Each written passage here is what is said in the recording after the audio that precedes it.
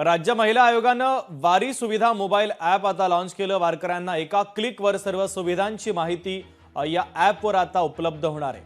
महिला आयोगाच्या अध्यक्षा रुपाली चाकणकरांनी या संदर्भात माहिती दिली, तर पालखी मार्गावरील सुविधांची चाकणकरांनी पाहणी करत आढावा घेतलेला। वारीमध्ये चालत असताना लाखो महिला वारकरी या चालत असतात आणि अत्यंत गर्दी ही वारीमध्ये चालताना असते। पण या प्रवासामध्ये चालत असताना नक्की हिरकणी कक्ष कुठे आहे, शौचालय कुठे उभे केलेले आहेत किंवा कोणतेही प्राथमिक आरोग्य केंद्र जवळपास आहे का, याची माहिती कळण्यासाठी वारी सुविधा म्हणून ॲप्स हे आपल्याकडे उपलब्ध करून देण्यात आलेले आहे।